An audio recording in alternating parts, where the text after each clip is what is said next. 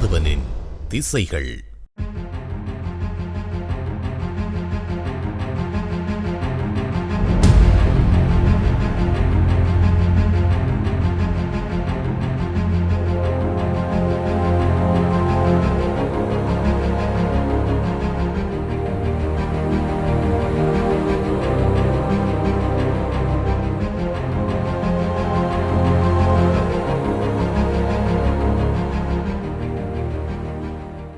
உணவு, உடை, உறைவிடமாகிய மூன்றும் மனிதனின் அடிப்படை தேவைகளாகும்.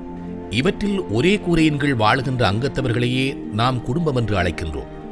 ஒரு குடும்பம் மகிழ்வாக வாழ பொருத்தமான சூழலோடு கூடிய இல்லம் அமையப்பெற வேண்டும். மனிதர்களின் தேவைகளை பூர்த்தி செய்யும் வீட்டின் அமைவிடம் அதன் தன்மை மற்றும் பெறுமதியினை கொண்டு மனிதனது வாழ்வின் தராதரங்கள் கணிக்கப்படுகின்றன. உலகம் முழுவதும் உடைமைகளையும் மனிதர்களையும் பாதுகாக்கக்கூடிய வகையில் வீடுகளின் கட்டமைப்பு முக்கியம் பெற வேண்டும். உறுதியும் நீண்டகாலம் நிலைத்து நிற்கும் தன்மையும் கலை உணர்வும் கொண்டதான வீடுகளை அமைத்து வாழும் வடபகுதி தமிழ் மக்களின் மத்தியில் அமையப்பெறும் என்றுமே பழக்கமில்லாத சூழலுக்கு பொருத்தமில்லாத பொருத்து வீடுகளின் தாற்பயம் குறித்து ஆதவனின் திசைகள் ஆராய்கின்றது.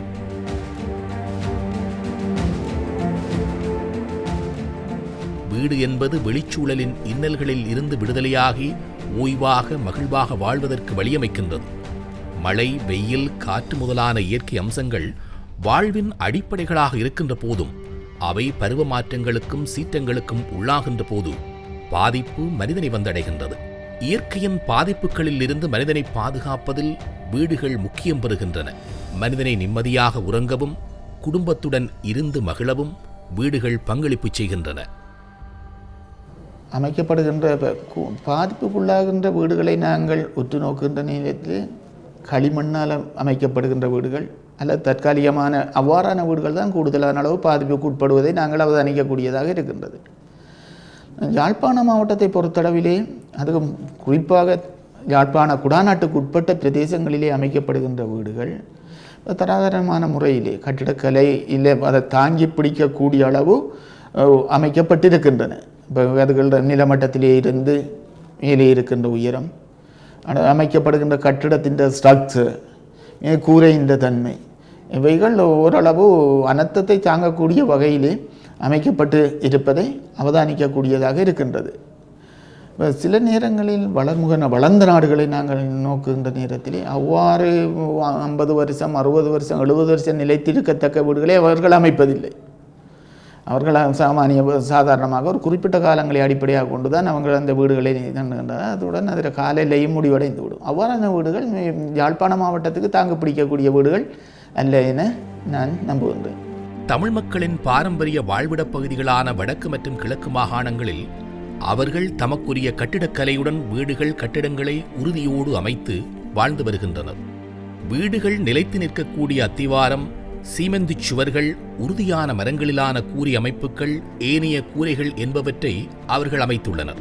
குறிப்பாக யாழ்ப்பாணம் உட்பட ஏனைய தமிழர் தாயக பகுதிகளில் நிலநடுக்கமோ அல்லது பாரிய அளவிலான இயற்கை அனர்த்தங்களோ ஏற்படுவதில்லை.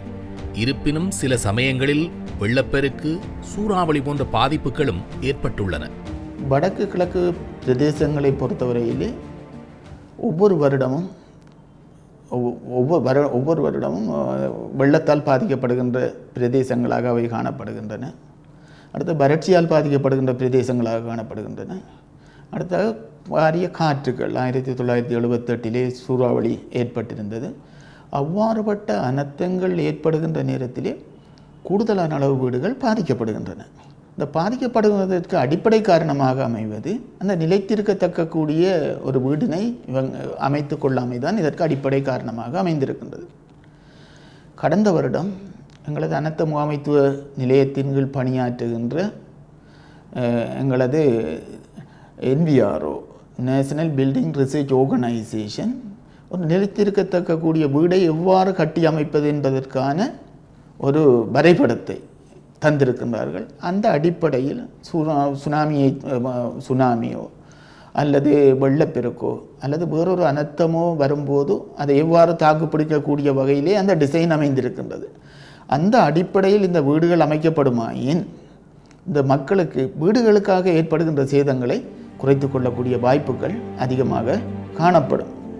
தமிழர் தாயக பகுதியில் பல வருடகால யுத்தம் காரணமாக உள்ளக ரீதியாக இடம்பெயர்ந்து நலன்புரி முகாம்களில் தங்க வைக்கப்பட்டவர்களுக்கான சொந்த காணிகள் விடுவிக்கப்பட்டு வருகின்ற நிலையில் அவர்களுக்கான வீடமைப்பு அவசியமாகின்றது. மேலும் யுத்த மோதல்களினால் வீடுகளை இழந்தவர்கள் மற்றும் வருமானங்களை இழந்தவர்கள் உட்பட வீடுகளை அமைக்க முடியாதவர்கள் என காணப்படக்கூடிய குடும்பங்களுக்கு வீடுகளை அமைத்துக் கொடுப்பதற்கு அரசாங்கம் இணங்கியிருப்பது மகிழ்ச்சி தருகின்ற விடயமாகும். அரசாங்கம் வழங்குகின்ற வீட்டை எங்களுடைய மக்களுக்கு எங்களுடைய அதாவது காலநிலைக்கு ஏற்ற வகையில் மக்கள் அந்த வீட்டில் வாழக்கூடிய ஒரு சூழ்நிலையில் தான் நாங்கள் அதை வழங்க வேண்டும். உங்களுக்கு எல்லாரும் அறிந்த ஒன்று, 25 வருட காலமாக நாங்கள் எங்களுடைய உயிர்களை இழந்து, உறவுகளை இழந்து, சொத்துக்களை இழந்து இன்று நடுத்தெருவில் இருக்கின்றோம். 7 வருட காலமாக போர் முடிந்தும் எங்களுக்கு சரியான அடிப்படை வசதிகளை இன்னுமே செய்து கொடுக்கப்படவில்லை. ஆனால் கடந்த அரசாங்கத்தில் செய்து கொடுக்கப்படவில்லை. ஆனால் எங்களுடைய அரசாங்கம் இன்று ஆட்சி பீடத்துக்கு ஏறி 1.5 வருடம் ஆகின்றது. அப்படி இருந்தும் எங்களுடைய மீள்குடியேற்ற இடங்களான வலிவடக்கு பிரதேசத்திலே 6000 ஏக்கர் காணிகளில் இன்று 1700 ஏக்கர் காணிகளை எங்களுடைய இந்த புது அரசாங்கத்திலே நாங்கள் விடுத்து கொடுத்திருக்கின்றோம் மக்களின் கைகளில். வீடுகளை இழந்த மக்களுக்கு அரசாங்கம் பொருத்து வீடு என்னும் வீடமைப்பினை வழங்க மீள்குடியேற்ற அமைச்சு மூலமாக நடவடிக்கை எடுத்திருப்பதே இன்று காணப்படக்கூடிய பாரிய பிரச்சனையாக அமைந்திருக்கின்றது. பொருத்து வீடு என்பது 2 அறைகள், சமையலறை உட்பட சுமார் 550 சதுர அடி கொண்டதாக காணப்படுகின்றது. அத்துடன் மலசல கூடமும் அமையப்பெறுகின்றது. மேலதிக அம்சங்களாக குழாய் கிணறு மற்றும் தண்ணீர் தாங்கிகள், சூரிய சக்தி மின்சார இணைப்பு, வீட்டு தளவாடங்கள், மின் விசிறிகள், எரிவாயு சமையல் அடுப்பு, சிலிண்டர், தொலைக்காட்சி பெட்டி மற்றும் வைஃபை இணைப்புகளும் வழங்கப்பட உள்ளதாக தெரிவிக்கப்படுகின்றது. எமது மாவட்டத்தின் பல பிரிவுகள் இடம்பெயர்ந்து திரும்பி மீள வந்த குடும்பங்கள் இருக்கின்றன. பல குடும்பங்கள் வன்னியிலிருந்து இடம்பெயர்ந்து வந்த குடும்பங்கள் இருக்கின்றன. மற்றும் பல பிரதேசங்களிலே இந்த இடப்பெயர்களாலே அளிக்கப்பட்ட பல வீடுகள் இருக்கின்றன. அவை இவ்வாறு எங்களுக்கு மாவட்டத்தில் பல வீட்டு தேவைகள் இருக்கின்றன. இந்த நிலையிலே இப்பொழுது அந்த பொருத்து வீடு சம்பந்தமாகவும் கதைகள் அடிபடுகின்றன. எமது மாவட்டத்திலே இந்த பொருத்து வீடுகள் சம்பந்தமாக உரும்புராயிலும் மல்லாகத்திலும் 2 வீடுகள் அமைக்கப்பட்டிருக்கின்றன. அவற்றை மக்கள் பார்வையிட்டு கொண்டு வருகிறார்கள். நாங்கள் எங்களுடைய இந்த சம்பந்தமாக பிரதேச செயலாளர்கள் ஊடாக எடுத்த அந்த தெரிவுகளின் அடிப்படையிலே பெரும்பாலானவர்கள் இந்த கல்வீட்டை தான் வர வேண்டும் என்று விரும்புகின்றார்கள். மற்றும் பெரும்பாலானவர்கள் அது வீடு உடைய உள்ளிலே வெப்பம் கூடுதலாக இருக்கின்றபடியால் அதில் வசிப்பது கடினம் மட்டும் கூறுகிறார்கள். இது இருந்த பொழுதிலும் சில பேர் சில மக்கள் இந்த வீட்டையும் விரும்பியும் விருப்பம் தெரிவித்திருக்கிறார்கள். அவை அந்த வகையில் இது எவ்வாறு இருந்த பொழுதிலும் எமது மாவட்டத்திற்கு இந்த வீடுகள் அமைத்து கொடுக்க வேண்டும் என்ற ஒரு தேவை இருக்கின்றதை இவராலும் மறைக்க முடியாது. அவை அந்த வகையில் எங்களது மக்களுக்கு உடனடியாக வீடுகள் அமைத்து கொடுக்க வேண்டும் என்றால் எங்களுடைய எதிர்பார்ப்பாக இருக்கின்றது.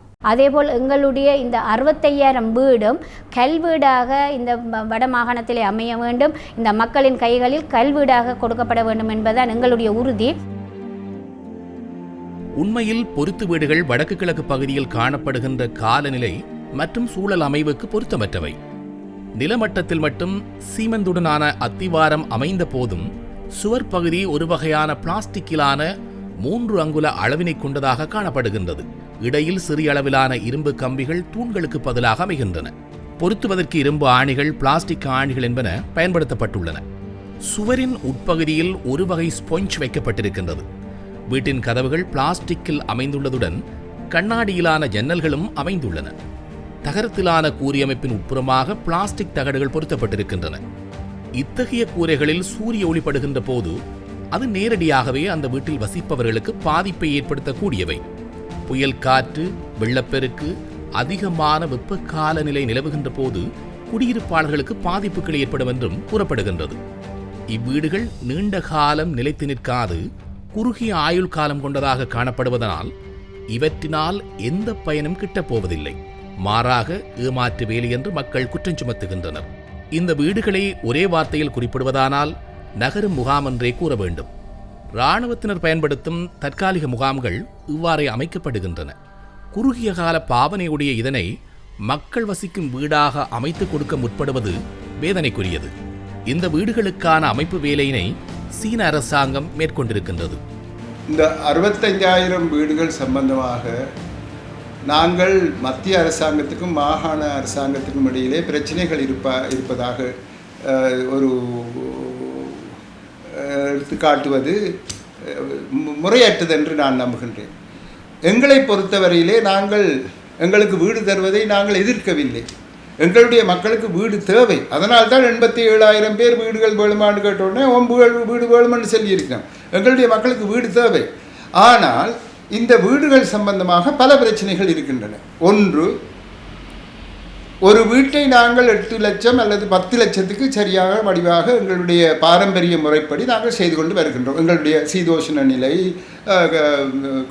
களநிலை, சுற்றாடல், சூழல் இவற்றுக்கு அமைவாக நாங்கள் எங்களுடைய பாரம்பரியம் எல்லாவற்றுக்கும் அமைவாக நாங்கள் வீடுகளை கட்டிக்கொண்டு வருகின்றோம். ஆகவே அப்பேற்பட்ட வீடுகளை கட்டாமல் ஒரு புதுவிதமான எங்கோ வெளிநாடுகளிலே அதை ஏற்றுக்கொண்டுள்ளார்கள் என்ற அடிப்படையிலே 2.1 மில்லியன் 21 லட்சத்துக்கு வீடுகள் கட்டப்போவதாக அறிவிக்கின்றார்கள். முதலிலே அதனுடைய செலவை பற்றி பார்ப்போம். 2.1 எங்களுக்கு சும்மா கொண்டு வந்து தர இல்லை. இது ஒரு நன்கொடை அல்ல. இது கடனுக்கு எடுப்பது. இந்த கடனையும் சேர்த்து, கடனுக்குரிய வட்டியையும் சேர்த்து இந்த கடனையும் திருப்பி நாங்கள் அடைக்கும் போது அதனுடைய முழு தொகை 40 லட்சமாக மாறுவதாக எனக்கு கூறப்பட்டுள்ளது. ஆகவே 21 லட்சத்துக்கு போடப்படும் இந்த பொருத்து வீடுகள் உண்மையிலே கட்டி முடித்து பணமெல்லாம் கட்டி முடிக்கும் போது 40 லட்சத்தை எட்டிவிடப் போகின்றது. 4 மில்லியனை 4 மில்லியனுக்கு நாங்கள் வீடு செய்து எங்களுடைய மக்களுக்கு கொடுக்க வேண்டுமா? அது முதலாவது. அதே 21 லட்சத்துக்கும் நாங்கள் 3 வீடுகளை கட்டலாம். சரி, 3லையும் பார்க்க கொஞ்சம் கூடிய வசதிகளோட 2 வீடுகளை கட்டலாம்.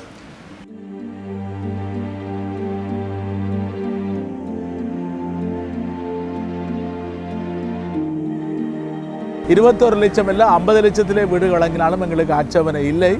ஆனால் அது நீடித்து நிலைக்கக்கூடியதாக இருக்க வேண்டும் என்பதுதான் எங்களுடைய கவலை. அதில் எங்களுடைய சீதோஷ காலநிலைக்கு ஏற்றவாறு இந்த வீடுகள் அமைந்திருக்கிறதா என்றால், அதே போல் எதிர்காலத்திலே பராமரிப்பு வேலைகளை செய்வதற்கு இது சாத்தியமா என்ற கேள்வியும் எழுந்த பொழுது முதலிலே 10 வருடத்துக்கான உத்தரவாதம், இப்பொழுது 20 வருட உத்தரவாதம் என்று சொல்கிறார்கள்.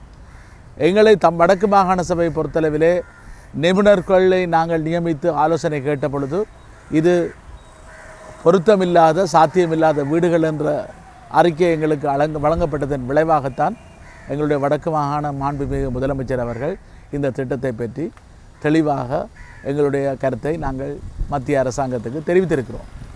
எது எப்படி இருந்தாலும் ஒரு கொங்கிரீட் வீடுகள், சீமந்திலான வீடுகளை சுமார் 10 லட்சம் ரூபா செலவிலே அமைக்க முடியும் என்றால், அந்த 10.5 லட்சம் ரூபா செலவிலே இந்த வீடுகளை நாங்கள் அமைக்கின்ற பொழுது 2 வீடுகளை அமைக்க முடியும். 65,000 வீடுகள் இந்த திட்டத்திலே வழங்கப்படும் என்றால் 1,30,000 வீடுகளை வழங்கக்கூடிய வாய்ப்பு இருக்கின்ற காரணத்தால் தான் இதை சொல்கின்ற மொழிய மக்களுக்கு வருவதை தட்டிக்கழிப்பதற்கு அல்ல. இந்த நிறுவனம்தான் இவர்களுக்கு கடனை வழங்குகின்றது, கடன் பெறுகின்றோம் என்று சொல்லிக்கொண்டு இது ஒரு கிராண்ட் அல்ல, இது ஒரு நன்கொடையும் அல்ல என்பதை நாங்கள் சொல்லிக்கொள்ள விரும்புகிறோம். இந்திய வீட்டு திட்டம் என்பது இலங்கை அரசாங்கம் இந்த பணத்தை திருப்பி செலுத்த தேவையில்லை. ஆனால் இது கடன் என்றால் கடன் திருப்பி கட்ட வேண்டிய விடயத்தை ஆராய்ந்து பார்க்க வேண்டும். சுமார் 2.1 மில்லியன் ரூபாவில் அமையவுள்ள இந்த வீடமைப்பானது முற்றிலும் இலங்கையின் சூழல் அமைவுக்கு ஏற்றது அல்ல என்பது தென்னிலங்கை அரசியல்வாதிகளின் கருத்தாக உள்ளது. பனிபடர்ந்த தேசம், அடிக்கடி பூமி அதிர்ச்சி ஏற்படக்கூடிய ஜப்பான் உட்பட மேற்கத்திய நாடுகளின் காலநிலைக்கே இவை பொருத்தமானவை என்பதும் சூழலியலாளர்களின் கருத்தாகும். யாழ்ப்பாண வீடமைப்பு என்பது மரபு சார்ந்த பண்பாட்டு விழுமியங்களோடு ஒன்றிணைந்து காணப்படுகின்றது. பிறப்பிலிருந்து இறப்பு வரை வீட்டின் மகிமை மிக உயர்வானது. வடக்கு மற்றும் கிழக்கு தமிழ் மக்களின் மரபுகளின் பிரகாரம் திருமணத்தில் வீடு முதன்மை பெறுகின்றது. பெண் பிள்ளைக்கு மணம் முடித்து கொடுக்கின்ற போது வீடுகள் மற்றும் காணி நிலம் என்பன சீதனமாக கொடுக்கின்ற மரபு நிலவுகின்றது. அதாவது 2 அல்லது 3 சந்ததியின் இருப்பிடமாக ஒரு வீடு அமைந்துள்ளது என்பதனை இது சுட்டிக்காட்டுகின்றது. குறுகிய காலம் மற்றும் பல பௌதீக பிரச்சினைகளை கொண்டு வரக்கூடியதாக அமைகின்ற பொருத்து வீடுகளில் பெறுமதியான பொருட்களை வீட்டில் பாதுகாப்பாக வைக்கவோ அல்லது பெண்கள் தனிமையில் தங்கியிருக்கவோ இந்த வீடுகள் பாதுகாப்பானவை அல்ல. அந்த வீடுகளினுடைய சீதோஷ்ண நிலை சம்பந்தமாக நாங்கள் அந்த ஒரு வீட்டுக்குள் போகும்போது ஒரு ஒரு ஒரு கால்ட்ரன் என்று ஆங்கிலத்தில் கூடுவார்கள், நெருப்பறைக்குள்ளே போகிற மாதிரி இருந்தது. அப்போ அந்த அம்மாட்ட கேட்டேன், எப்படியம்மா இதுக்குள்ளே இருக்குங்க? இல்லை, அது இந்த நேரத்தில் தான் அப்படி, மற்ற நேரங்களில் அப்படி இல்லையெல்லாம் சொன்னேன். என்னவாக இருந்தாலும் வீடு அதுக்கேற்ற மாதிரி கட்டப்படவில்லை. ரெண்டாவது, அதிலே பலவிதமான குற்றச்சாட்டுகள் அந்த வீட்டின் என்ன மாதிரி செய்யப்பட்டிருக்கின்றது என்பது சம்பந்தமாக கூறுகின்றார்கள். உதாரணத்திற்கு வீட்டுக்குள்ளே அடுப்பு வைத்து சமைக்கக்கூடாது என்று, வெளியில் தான் செய்ய வேண்டும். மற்றது கேஸ் அடுப்பு பாவிக்கொள்ளும் என்று. கேஸ் அடுப்பை பாவிக்கிறேன்றால் ஒரு கொஞ்சம் காலத்துக்கு பிறகு கேஸை மாற்றவளும் அதுக்கு மாதம் 600 700 இப்போ எத்தனை கேஸ் எவ்வளவோ எனக்கு நினைவில்லை, அந்த காசை நாங்கள் கட்ட வேண்டிய அவசியம் இருக்கின்றது. எனவே இவை எல்லாவற்றையும் நாங்கள் மனசில் எடுத்துத்தான் இது பொறுப்பற்றது அல்லது பொருத்தமற்றது என்று நாங்கள் சொல்லி வந்திருக்கின்றோம். ஆகவே அரசாங்கம் அதே பணத்திற்கு ஒரு வங்கியிலிருந்து கடனை பெற்று, என்றால் இந்த 65,000க்குரிய கடனையும் நாங்கள் கட்டத்தான் போகின்றோம். அதிலையும் பார்க்க 130,000 வீடுகளுக்கு கடனை பெற்று கொஞ்சம் கொஞ்சமாக கடனை கட்டி கொண்டு வந்து எங்களுடைய மக்களுக்கு 10 லட்சத்துக்கு வீடுகளை கட்டி கொடுத்தோமானால் அது கூடிய காலத்துக்கு இருக்கும், எங்களுடைய சீதோஷ்ண நிலைக்கு ஏற்றதாக இருக்கும், எங்களுடைய கலாச்சாரத்துக்கு ஏற்றதாக இருக்கும். நாங்கள் முன்னரே அந்த வீடுகளை கட்டி பரீட்சைப்பட்டபடியால் எங்களுக்கு அதனை எவ்வாறு பொறுப்பேற்று நடத்துவது என்பது பற்றி தெரிந்திருக்கும். ஆகவே பல நன்மைகள் கிடைக்கும். எனவே என்னுடைய கருத்து என்னவென்றால், இந்த 65,000 வீடுகளை விட்டு 130,000 வீடுகளுக்கு வங்கி கடன் பெற்று சிறிது சிறிதாக வங்கியினுடைய கடன்களை அரசாங்கம் கட்டி கொண்டு வரும் அதே நேரத்தில் எங்களுக்கு ஒரு 10 லட்சத்துக்கு ஒவ்வொரு வீடுகளையும் கட்டி கொடுப்பது தான் முறை என்று நம்புகின்றேன். இவ்வாறு பல்வேறு காரணங்கள் இந்த வீடமைப்பின் பின்னணியில் இருக்கின்ற நிலையில் தமிழ் மக்களின் நீடித்த நிலையான தேவையாக அரசாங்கத்தின் வீடமைப்பு அமைய வேண்டும் என்பதே மக்களின் எதிர்பார்ப்பாக காணப்படுகின்றது. வெறுமனே கடமைக்கு வீடமைப்பினை அமைத்துக் கொடுப்பதில் யாருக்கும் எந்த பயனும் இல்லை என்பதனை சம்பந்தப்பட்ட அதிகாரிகள் கவனத்தில் கொள்ள வேண்டும். மக்களுக்கு நன்மை செய்கின்ற அரசாங்கம் அதனை உரிய வகையில் மேற்கொள்கின்ற போதுதான் நிரந்தரமான அபிவிருத்தியை எட்ட முடியும் என்பது அவதானிகளின் கருத்தாகவும் உள்ளது. தமது பண்பாடு மற்றும் சூழல் அமைவின் தன்மைக்கு ஏற்ப வீடமைப்புகள் அமைவதையே தமிழ் மக்கள் இன்று விரும்புகின்றனர். எனவே இந்த விடயத்தில் தமிழ் அரசியல்வாதிகள் உரிய அக்கறையுடன் செயற்பட்டு தமிழ் மக்களின் வாழ்வில் ஒளியேற்ற வேண்டும்.